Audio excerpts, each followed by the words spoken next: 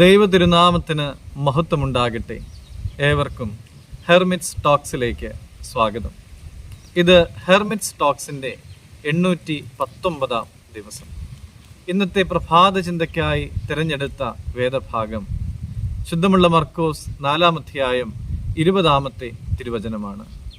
നല്ല മണ്ണിൽ വിതയ്ക്കപ്പെട്ടതോ വചനം കേൾക്കുകയും അംഗീകരിക്കുകയും ചെയ്യുന്നവർ തന്നെ.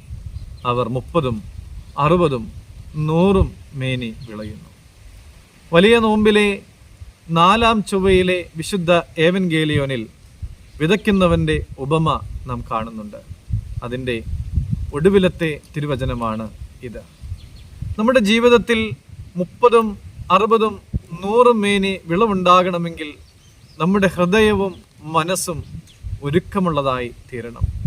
വിത്തിനെ സ്വീകരിക്കുവാനും ആ വിത്തിന് വളരുവാനുമുള്ളതായ അനുകൂല സാഹചര്യമുള്ള ഒരുക്കപ്പെട്ട നിലം പോലെ.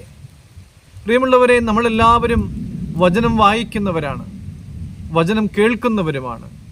നേരിട്ടും അല്ലാതെയും ദൃശ്യ മാധ്യമങ്ങളിലൂടെയൊക്കെ കേൾക്കുന്ന വചനത്തെ അംഗീകരിക്കുവാനായിട്ട് നമുക്ക് സാധിക്കാറുണ്ടോ? നാം അംഗീകരിച്ചത് ജീവിതത്തിൽ പാലിക്കുവാനായിട്ട് സാധിക്കുന്ന എത്ര പേരുണ്ടാകും?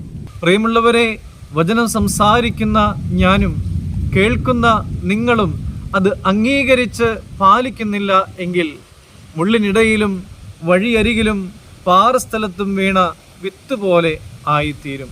പ്രിയമുള്ളവരെ, നമ്മളെ നല്ല നിലങ്ങളാക്കി മാറ്റുവാനായിട്ട് നമുക്ക് പരിശ്രമിക്കാം. നമ്മളിൽ നിന്ന് നല്ല ഫലങ്ങൾ ഉണ്ടാകട്ടെ.